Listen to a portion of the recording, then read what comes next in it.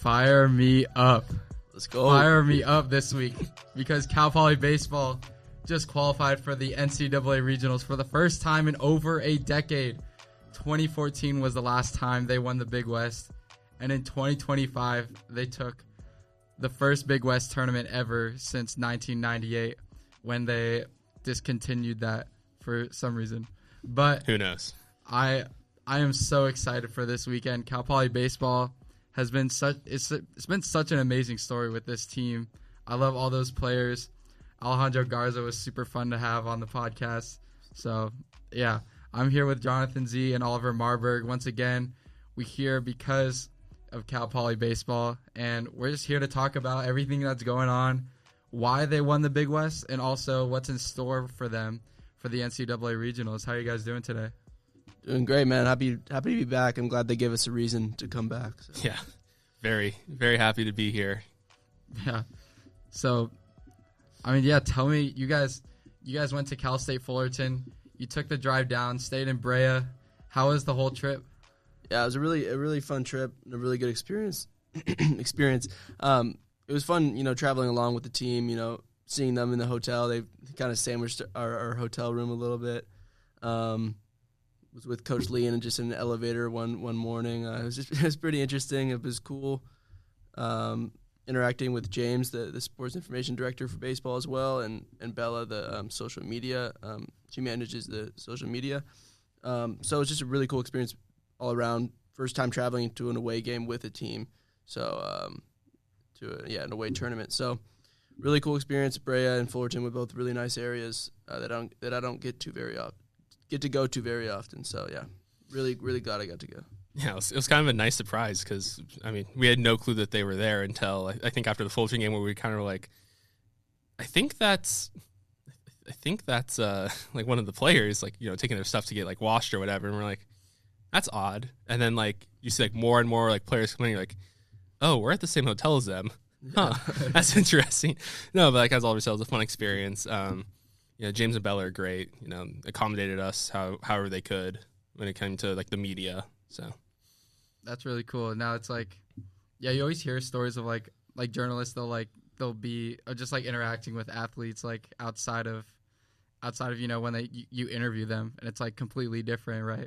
Yeah, it's completely different. It's cool developing relationships with the players on the beat, especially when we won. Just go up to them, congratulating them. They appreciate the work that we do, and we appreciate obviously the work that they do. So it's a good mutual respect in that relationship. So yeah, it's pretty cool. Yeah, and then also going from my experience, I got to cover Cal Poly women's volleyball last fall. It was my first time being on a beat, and I got to go to their Big West tournament too.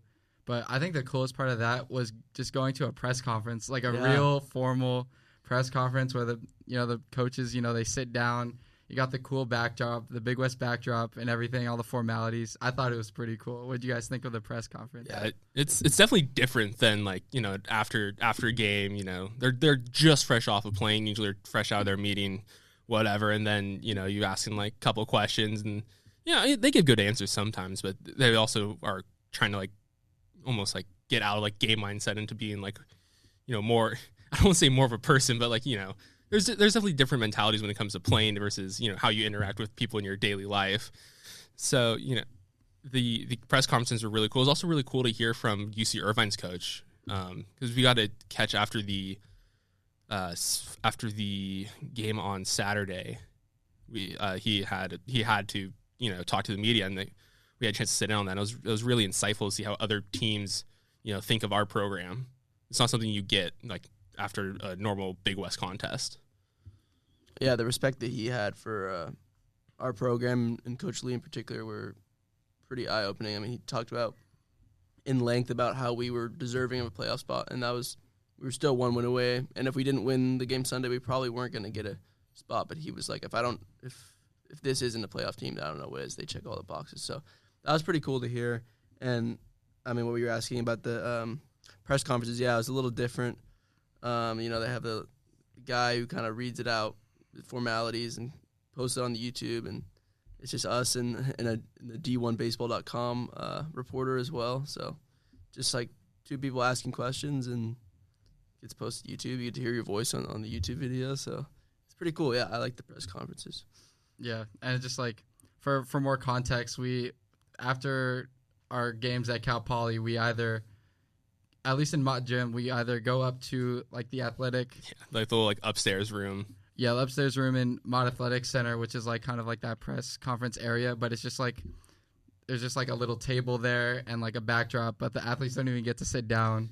And it's just like, and we're the media, like Mustang News is like the only people interviewing them unless they're at an away game and they're playing a good team. But yeah, it was just interesting to see just the difference between just the formality of a regular game at a mid-major school like Cal Poly versus a Big West game. And I think it was pretty cool. The press conferences are pretty sick. Yeah. But I think it's time to talk about just everything that just happened over the weekend. Cal Poly baseball took the Big West championship. They beat UC Irvine twice in a row after losing to them 3 times in the regular season at home and a 4th time earlier in the tournament. Yeah. So. And a 4th time that wasn't even competitive. So it's like it was pretty remarkable. I mean, after you lose, right? You beat Fullerton 7-2 to start the tournament. Really solid all around win. Griffin Ness shoved. Offense was good. It stalled a little bit, but it was hot out the gate. They kind of just took control and just kept it going. And then you got to face Irvine, and you're like, okay, this is the time. You got to put the demons aside, and you got to beat this team because they're the only team in the Big West you haven't beaten yet this year. And this is Cal Poly is a really good team. So, and then you get embarrassed. It was embarrassing. I bet the players would say that as well. I mean, you lose. You don't even get to play an 8th and 9th inning. That's how bad it was. 15-3. And I remember talking to John on the way back the next day, and I'm like, it just felt like the hope was kind of gone. I was like, Hawaii played Irvine better than we did, and they just beat the brakes off Fullerton. So they're playing really good baseball. So you're playing a hot Hawaii team with your season on the line pretty much. And they found a way to squeak that one out, 2-1. Josh Verano was a dog. Yeah, just really impressive pitching. Like even when the offense had like the offense hit. Like it wasn't like I think they had 10 hits, right? they might have like 8 or something. 10 hits in the Irvine loss. But yes. Anyway, the pitching picked them up when the offense wasn't performing, which is not something you saw too much this year with the offense being so good, and they didn't really need to be picked up ever. But former Mustang Freddie Rodriguez was on the mound for the Rainbow Warriors, and he did a tremendous job. And then you're in a situation where you got to beat Irvine twice. You go back to the field an hour after just beating Hawaii. Irvine's coming in well rested. They're like, we beat this team 4 in a row. We're fine. And the response that game was the most impressive thing I'd seen all season from Cal Poly. You get run ruled and you run rule them right back. And also, Jake Torres made his first career start that game after just closing out the Hawaii game. He gives up 3 runs in, I think, the second inning. You're down 3-0 early. You're kind of like, here we go again. And then the offense just turns it on. They hit a 4-run inning, then they get a 4-run inning, and later they get another 4-run inning and a 3-run inning. They're just crooked number after crooked number, just stacking runs, and they get out of there in just 8 innings. And that performance was just super, super impressive. Yeah. I mean, and again, after Jake Torres, who, again, closed out the Hawaii game, then had to turn around after about, hour of rest and then start his first career start ever. Mm-hmm. He did okay. He did what the team needed from him. Yeah. That is extremely hard as a pitcher to get extremely hot late in a game, pitch 2 high pressure outs, and then you sit for an hour and then cool off and then okay, here you go, elimination game, you're starting. Here's the ball. Get loose. Yeah. That's so extremely hard. And, Torres did well. I gave up 3 runs, but it's still, you need it from him.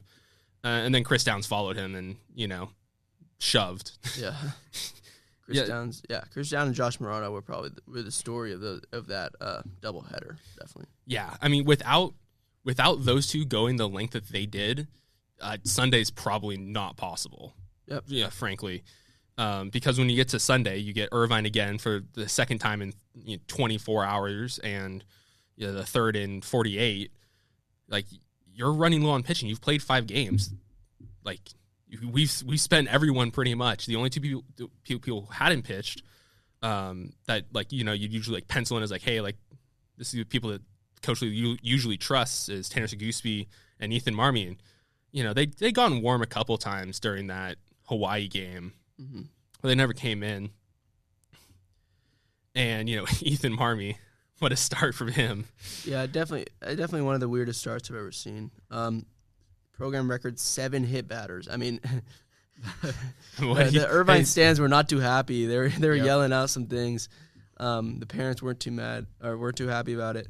Worried about their kids' safety and everything. But I don't know. I think Coach Lee described it well in the post-game presser. He was like, the fact that they were able to get runners on pretty much every inning and then failing to cash in those runs built the momentum for Cal Poly. Like, just the fact that they were never able to scratch runs across really gave Cal Poly confidence and diminished Irvine's confidence. Yeah, I mean, just mentally, you leave the bases loaded in the first inning and third, and it's like, well, I mean, those are key opportunities to cash in. And when Cal Poly they noble Tiger, they got the bases loaded and didn't score anything with no outs. Like, you and I both thought it, we're like, damn, like, that's a really big moment that was just wasted. And I believe the next inning was the inning that they started to score, right? Yeah, I think so. And was the inning after or inning before? I think they had the bases loaded when they were already up 2-0 or something. But yeah, they were up, but it was like, oh, like, we could add on more now. Yeah. And then they both teams weren't really hitting well with the runners in scoring position or with the runners on in general. But Marmy, he just danced in and out of trouble. His first appearance. It's first start in a while. First start in a while. I mean, he was kind of kicked out of the rotation due to some struggles. Luke Kovac became healthy and kind of replaced him in that role as kind of an opener. But Marmy was used in like kind of short spurts out of the bullpen, and they needed him on Sunday. They did, and he threw up 5 2/3 scoreless innings. So you can't ask for much more. And then Seguspie, who also had kind of fallen out of favor due to some struggles, makes his first appearance of the weekend and goes the distance. So they only used 2 players. Some stuff happened in the 6th inning. Marmy leaves with 2 on, and there's a ground ball to Ryan Fenn, who had been so solid at second base all weekend long. He makes a throwing error to first. He was super deep in the outfield too. They had him like playing like 30 feet off into the outfield grass on that one. Yeah, and then that scores a run, and the next thing you know, they hit a 3-run homer. Jacob McCombs for Irvine was just a spectacular player. Definitely caught my eye this weekend. He hits a 3-run homer, and then you're tied, and you're kind of like, well, maybe you should have cashed those runs a little earlier. You'd have some more cushion. Now you're tied, and the momentum's completely shifted back to Irvine. After you're 4-0, you're feeling good. But the fact that they were resilient and they just kept battling and they tacked 2 more on, 1 in the 7th, 1 in the 9th. Just a testament to what this team has been doing all year long, just responding. And when their backs were against the wall and they really needed to win, they got it done. So really, really impressive. I think the impressive thing too about that was like that error and home run were on back-to-back pitches. Like, it wasn't like a slow, like, oh, Irvine kind of strings together a couple hits, kind of scores one, scores 2s maybe. No, it was like you have 2 outs, you get a ground ball, like, oh, that's it, that's the inning. Error, and the next pitch is gone, 4-4. And it's like, those are like the type of blows really that are, yeah, they're hard to come back from those blows. Like the strung out, like, slow ones are like, okay, like, they're not like breaking it open, but like, they're progressing, but like, we're still okay. But like those like quick ones, like they hurt. Yeah. And credit Terrence Seguspie too for recovering from that and getting a clean 7th, clean 8th, and a 1-2-3 inning in the 9th to close it out. Yeah, and also, I mean, the problem all year long with Irvine was that we couldn't hit their pitching. Their pitching is really solid, definitely the best in the Big West. A lot of experienced guys on that staff. And the offense that's usually so good would kind of just disappear in Irvine games. And the fact that when it was 4-4, Irvine turned to the Big West Pitcher of the Year, Ricky Ojeda, out of the bullpen, who like led the nation in wins. 13-0 going into the game. 13-0. Wow. And then he actually suffered the loss in that game, so we delivered his first loss. But yeah, Ojeda's the guy they go to. every time he goes in, something feels like something good happens for them. But they rally off of him. They forced him out of the game without completing the inning. Jack Collins' RBI single. And then in the 9th, they get a run off their closer, who is second team All Big West. So it's like the best Irvine had to offer. Cal Poly was able to do some damage to them, which was something they weren't doing in the 3-game sweep or in Game 1 of the tournament against Irvine. So that was also something that really caught my eye. I think there was something surprising about every single game that Cal Poly played in this tournament. I mean, first off, playing Fullerton at their home field, and they kind of just took care of them 7-2. It's just quick business. Yeah, I thought that could have been like an upset watch if like Cal State Fullerton, they were hot off of beating Irvine 3-2, so they could have kept that momentum going and beat Cal Poly, and then when they faced Irvine the first time, you wouldn't think that there would be a run rule. Honestly, I found out about the run rule because of that game, and I was like, wow. Yeah.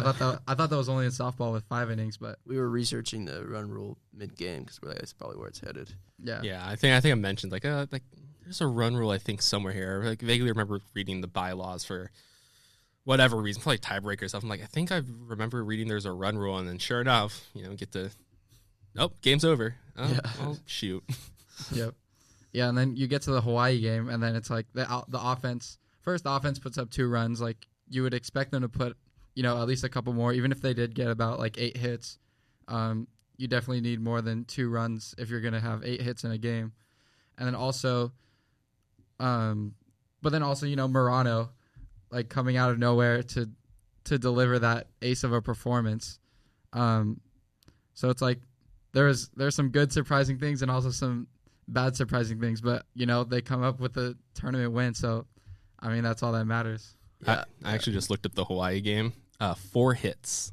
Oh yeah, they had 8. I remember Hawaii had 8 hits. Hawaii had 8. They doubled our hit total. Yeah. The offense was completely just gone. 3 hits in the 4th. Then that's where we got our 2 runs back to back. 2 runs was all you needed and it didn't look like that early on because Luke Kovac allowed a run 3 batters into the game, and then promptly loaded the bases with nobody out. So they're up 1-0. They have bases loaded, nobody out, and Kovac gets out of it, and that was the only run they scored. The third batter in the game they scored, and that's it for the rest of the game. And so that's just really impressive pitching. It's needed. Yeah, for sure. I think also a difference maker in a couple of these games was the defense. Honestly, I mean that when Cal Poly blew out Irvine, that like a huge part of that was Irvine fumbling the ball a few times. They made 5 errors, I believe. It was 4. I think they had 5 hits and 4 errors. I think is what it was. It was really odd to see Irvine just like kind of fumble it around so much. Like they went back to back on errors one time too. I think we basically hit into a tailor-made double play, and it was either Yeaman, their shortstop, or Bermudez, their second baseman, who just couldn't handle it. And then the very next play, their first baseman pulled Yeaman off the bag on a bad throw, and I think a run scored on that. It was just like weird. Like that's not like what you expect out of like a ranked team and like the number 1 team in the Big West.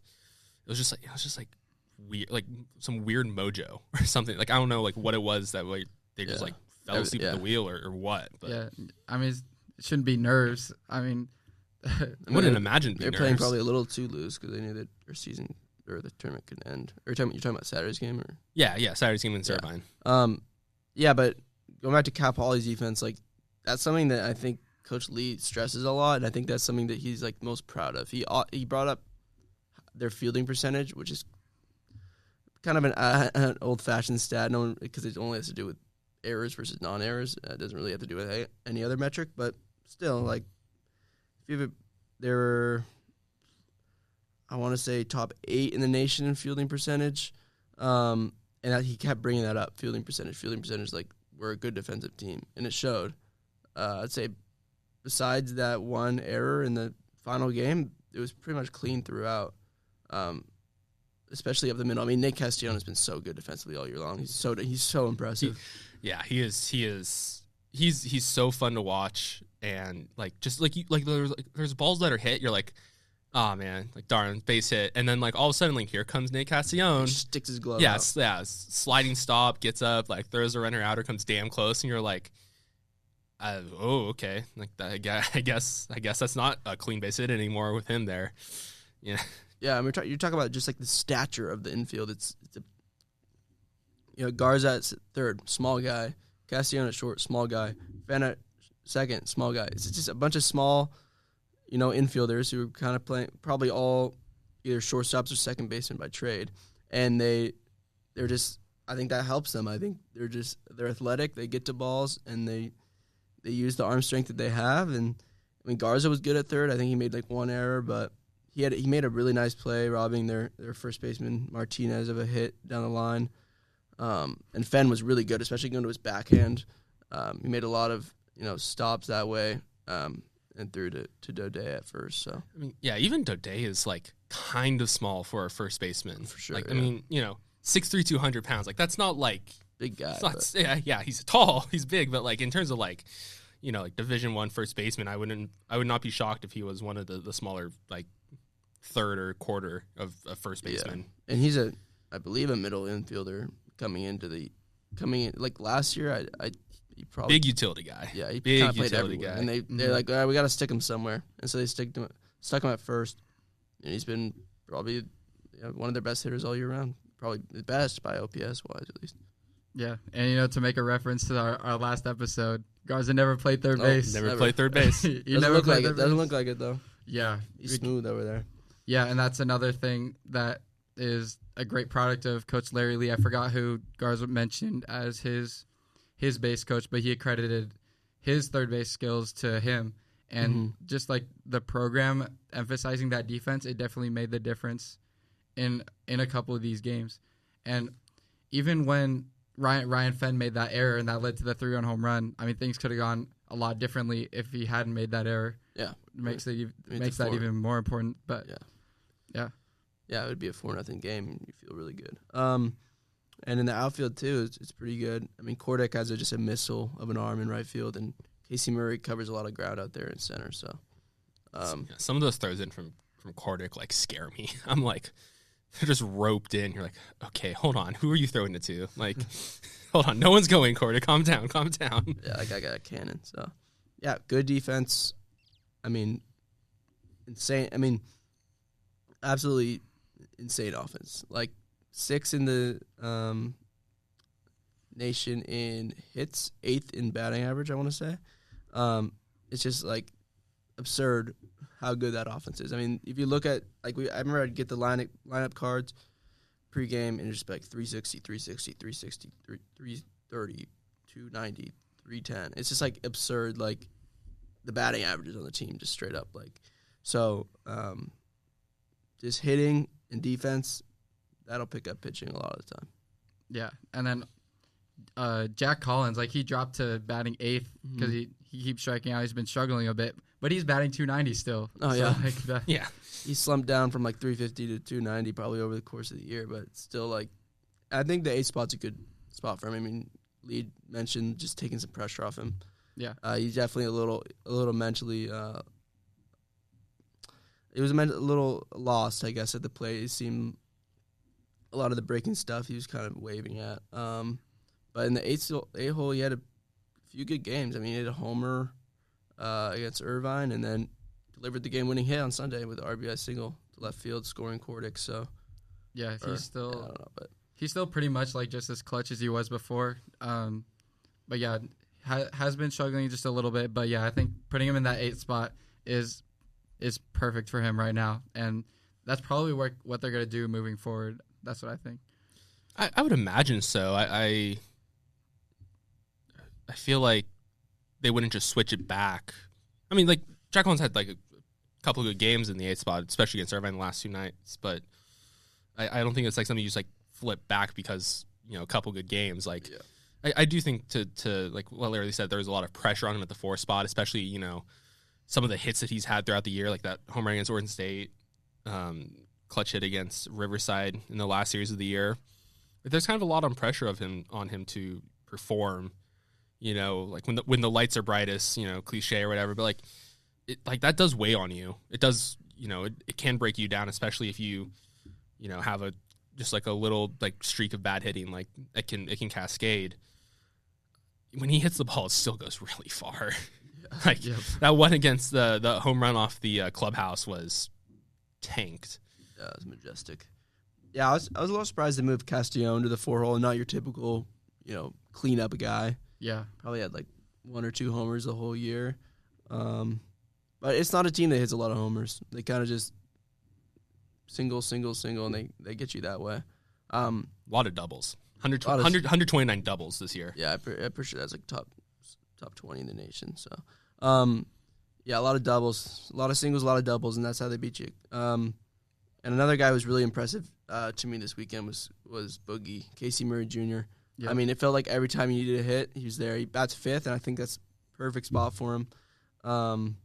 Great defense in center field, obviously, but at the plate. In the final game, he had the triple, and then he had a home run too. And he had a 2-run homer. So he had the 2 hardest parts of the cycle. Yeah, exactly. So, yeah, Casey Murray Jr. was really impressive, and he's been really good all year long, which is a good story for him because he didn't play much. I mean, Jake Steele's had that center field position locked down last year. Great player. Yeah, I mean, one of the better center field defenders we've seen come through here in a while, and also like hit damn near close to 400, I think, throughout the year. Yeah, I think he was among the nation leaders in batting average and hits. So it's a hard guy to compete with, and Casey Murray got his opportunity and ran with it, and he'll be back next year, which is good. Good news for the Mustangs because he'll be another key contributor. Yeah, it'll be interesting to see because a lot of these guys are seniors and they'll be moving on. But I mean, that was kind of what people were saying last year. There are a lot of seniors, a lot of good seniors that graduated. So, I think that's the strength. Honestly, this team's really young, and even the seniors like Cordick and like Murray Jr. have the JUCO exception, and they're both coming back. So you already have your center field and right field positions figured out. You have Vicini in left, who's a freshman. You got Garza, sophomore, Castellón, freshman. You got Fenn and Dode, who will both be you need to find replacements for, and then you have Collins, who I'm not sure exactly his plans, but he is only a junior, and the ace-year pitching staff is a sophomore now too. So it's a really young team that's going to be, I don't want to go into next year yet, but it's going to be. I don't see them getting much worse next year. Yeah. But before we get on to next year, I think it's time to talk about the regional coming up starting this Friday. The first game, Cal Poly's first game, is at 1 p.m. versus the Arizona Wildcats. So, yeah, this is a 4-team regional tournament. The number 1 seed in this is Oregon. Then it's Arizona at the number 2. Cal Poly's number 3. And then at the 4th spot is Utah Valley, potential Big West prospect. We'll see if that happens. The Big West invited them to join after UC Davis and Hawaii announced that they're going to leave the Big West and join. Both of them are joining the Mountain West next year, or in 2026. Yeah. So that'll be interesting. Cal Baptist joined the Big West, and we're still awaiting Utah Valley. I mean, I'd imagine at this point maybe not if they haven't accepted yet. I'm not really sure how that works, but I don't know.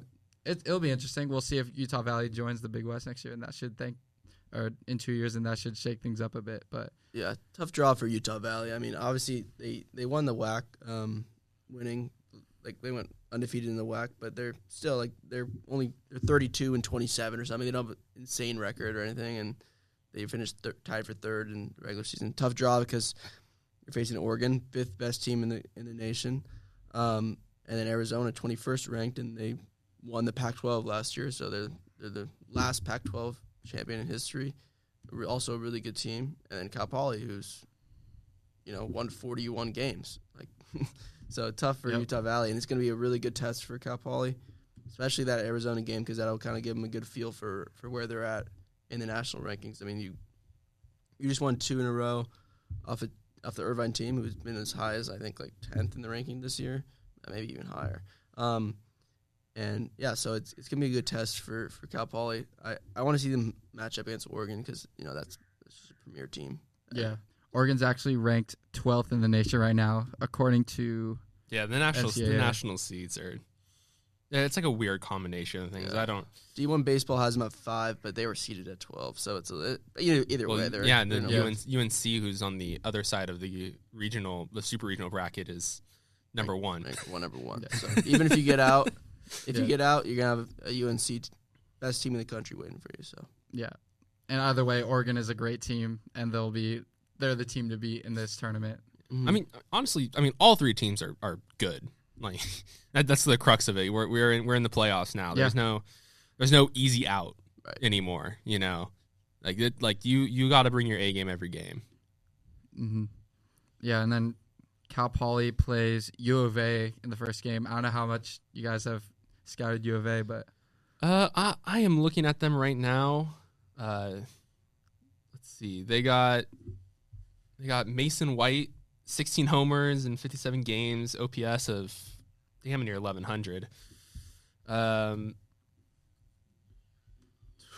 was their record in the Big 12? 18-12 in the Big 12, 39-18 overall. So they lost 6 out of conference games.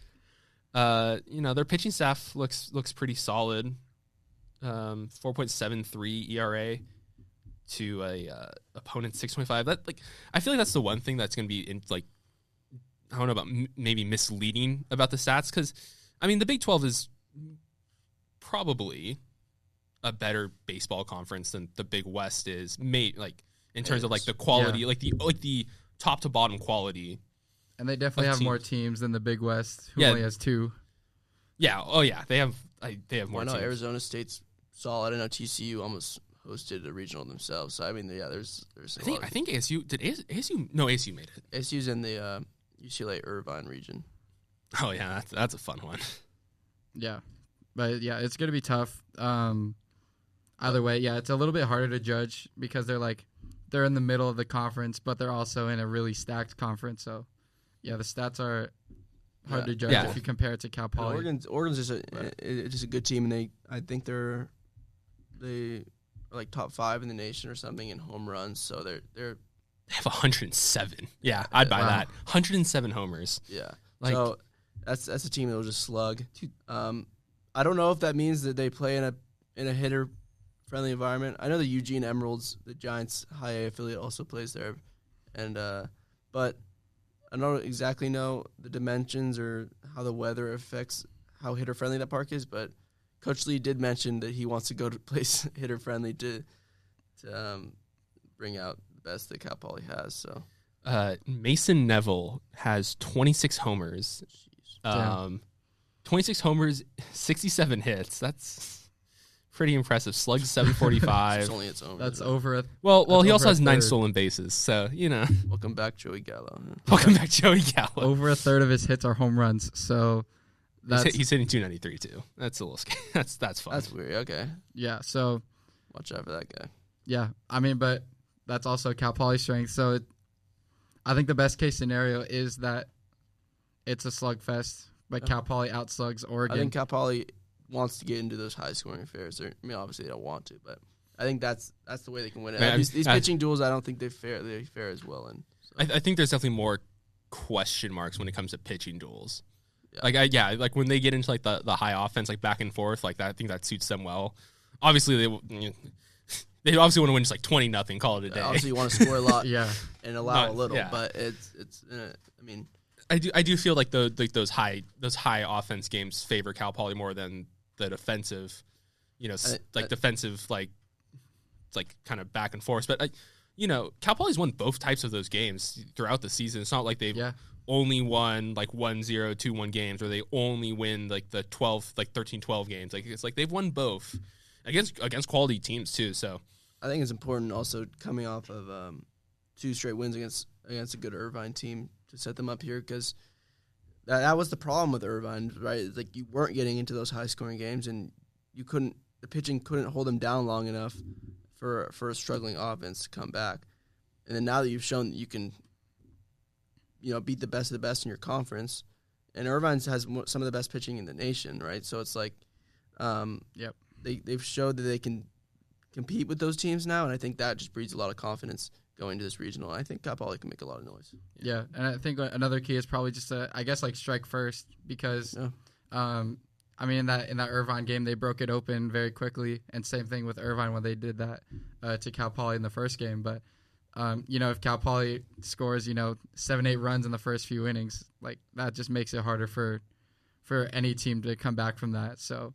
I mean, if the bats can get awake early, I think that would be key for the Mustangs. It's also just so comforting as a pitcher when your offense gives you like those 2 spots, 3 spots early on, because you're like, okay, I have room. I don't need to pitch perfect anymore. And no one can ever pitch perfect, obviously, but it takes a lot of stress off of you when you get that run support.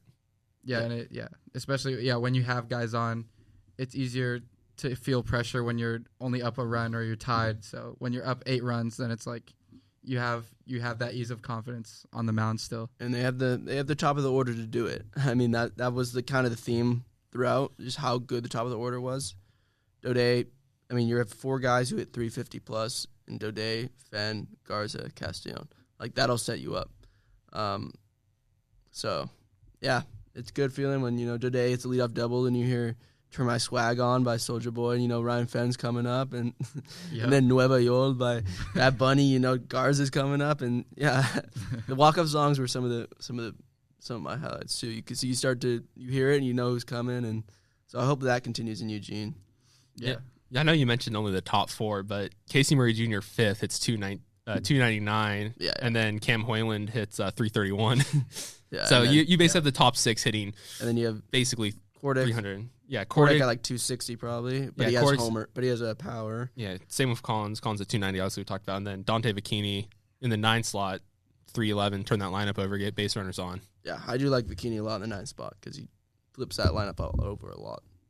So yeah, the lineup's just dangerous, top to bottom, and it was something that you didn't see early in the season, and then once they found the groove, they haven't looked back since, and they can hang with anyone in the country, I believe, just solely on how good that offense is. Yeah, I mean, kind of what we've been saying before. Ever since that Texas A&M game, it's like unreal. They came home and they got all their anger out on poor Seton Hall, and then it's been unreal since. Yeah. Wait, did Texas A&M even get a bid? No, they missed. Wow. Texas A&M, number one and number 2 preseason missed. Texas A&M and Virginia, both out. Virginia, yeah, I've heard they're like kind of a snub, but Texas A&M, I don't think they had a very good year. They probably was floating around 500 from. Yeah, they had so much like turmoil in that season, like after they lost to us, and then they went. I think they lost like a game to New Mexico State, some other team, and then it was like Texas A&M's like kind of coming back, like they're like taking like a bunch of 2 of 3s, losing series to like I think LSU it was. But, they're kind of going back and forth, and then they get swept by Mizzou, who hadn't won an SEC game that entire year. And then they progressed kind of deep into the tournament, but they were out. But on the flip side, like, you're going into the year, you start in UCLA. They're unranked coming off a losing season. UCLA is now hosting a regional. And so that's a really good team that you had to play right out of the gate. And they got smacked by UCLA. Like Garza on this podcast said, it was embarrassing. And you're kind of like, I don't know how good this team's going to be because that's not a very good team. They just got smacked by. But I mean, you could tell UCLA was definitely better than unranked to start the year because that team that was insane. Yeah, but, the great bureaucracy of preseason polls. Yeah, but so their strengths, their out of conference schedule was really tough. A&M, obviously, if they played in the Big West, they'd pretty solid. They'd have a great record. So yeah, it's just it's there in the SEC, but it's still a great team, still number 1 at the time. And then they played Oregon State, and they took a game off them. It could have taken 2 potentially. Yeah. So, I think they've shown they can hang with people, hang with these teams that are, ranked. Those have been the games they've struggled in mostly, obviously, because they are the best teams they've faced. So I am interested to see how. I think Arizona is a good placeholder to see how they can match up against Oregon. Yeah, and yeah, kind of like what we said before. There's no easy out. Arizona is a very good team, and I mean Utah Valley. You got to watch out for them too because they're hot. They're hot. They won their conference, So Cinderella. Utah Valley, just a fun note. Last time I'm going to bring up about a team that's not Cal Poly. Utah Valley, 114 stolen bases this year. Well, I think that fares well for the Mustangs. Yeah, Because Jack Collins can gun people, control the base pass like Yep. any catcher I've seen at the college level. So yeah, it's actually. I mean, what inning was it where he backpicked someone off first? It was in the Hawaii game. He backpicked someone on first and he caught someone to end the inning. Yeah, or get like the second out of the inning, and then like 2 pitches later. Morano, I think, let like 2 guys on, and they're both just erased immediately. Like one wandered too far off the backpicked, and another guy got on, tried to steal a base, gone. All of a sudden, there's 2 outs there. Yeah, and they got a hit. And the next batter got a hit too, so it would have scored. It would have got both of them. And, yeah maybe. probably. Yeah, well, so, yeah. So Collins is gonna be a big factor when if they match up against Utah Valley. yeah, can't wait to see Cal Poly play in Eugene this weekend. John, are you still gonna go to the tournament? That's the hope right now. I have a flight, and I have a hotel. Everything. So what would stop you from going? The heat death of the universe. I don't know. I gotta book my ticket, but I also want to go, so that'd be fun. I guess the other thing that would stop me if Oregon doesn't clear us for press passes. Oh right, yeah, but they will. So I can't imagine why they wouldn't. Oregon Athletics Department, if you can hear this, please accept my request. Please save me. Thank you. Please save me. I think Oregon is a really good school for like media. So and they're also I want to see their facility. It's Oregon, so it's Eugene, man. yeah, I want to head up there. Place. So. Yeah, I've never been to Eugene. Have you guys been? Yeah, I visited as a prospective student. It was like one of the first colleges I went to. It's dope. A cool campus, cool little college town. So, yeah. I drove past it on my way to Corvallis. I got friends up in Corvallis. I went and visited over the summer, and even from like what you could see from like I-5, like it's really nice. Like it's a really nice town. It's Oregon. It's beautiful. Mm-hmm. That's when you get up into like the Cascades, it's just beautiful. I mean, yeah, and maybe you'll stay at the same hotel as the Cal Poly Mustangs. Maybe. Well, we won't link it. We won't leak it. Yeah. Why, do you know what hotel they're staying at? 'Cause I don't. I've no idea. Yeah, whatever. But yeah. Before we wrap this up, what was your, I guess, like reaction, like when you see the final out, get caught, everyone's dogpiling on each other. Like what were you guys feeling in that moment? Yeah, I was alone. John was getting footage, but yeah, I kind of got some goosebumps. It was pretty cool. Just like those guys you've been following all year round, writing stories about, and they, it was just cool. Like, just a huge dog pile. It was pretty funny. I think probably some goose people was at the bottom of that, so I should have asked him about how that felt. But yeah, just a crazy feeling. And then just they put on their like all white t-shirts, and they went to the stands and celebrated with family and friends, and that was cool too. I kind of just weaved through there to see what's going on. But yeah, just pure. Yeah, it was pretty awesome. Yeah, I was standing down the first base side, like near their dugout, and just like I'm like trying to get like a decent shot of it, like trying to like shake, cause like when he hit it, it was that freshman, right? That hit it. That was kind of put a freshman in a tough spot. Yeah, they pinch hit some freshmen. Tom Kim. Oh yeah, he was batting like sub 200 or something, like 190. 4 hits on the year. I don't know exactly why he went in the game. They have a reason for it, obviously. Yeah, it might have been injury, but Theo Kim, yeah, Theo Kim. Like when he hit it, like you kind of like can tell, especially when you watch like enough baseball, you can kind of tell like what's like going, like has a chance to drop, has a chance to go out, and what's gonna get caught. Like you could tell, like oh yeah, like Casey Murray Jr. is gonna get under this one. Yeah, it was hit hard, but it stayed up. Yeah, and it was just like, okay, first off, like kind of try and steady yourself and get good shots, and the second was like, oh my god, like like this is actually like this is happening right now. Cal Poly is about to win this thing.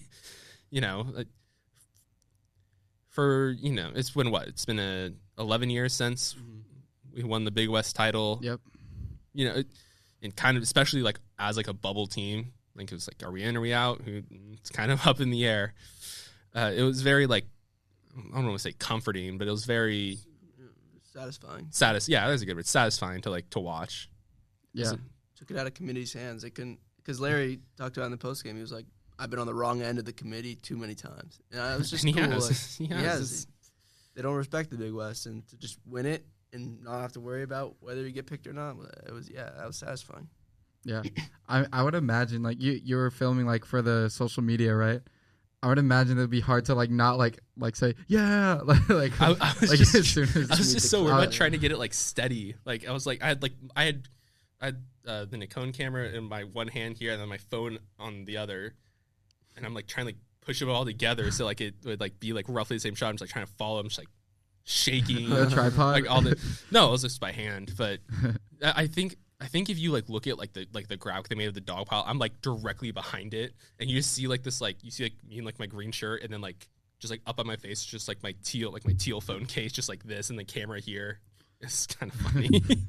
Yeah, I was filming for the Instagram story. And it's kind of like I wasn't gonna say anything because I can't like mute that audio, so I was just like a big old smile, but I was just like filming and zooming in, and then I went right to the live blog, had to type some stuff in, post story, and then I was like, okay, I'm done.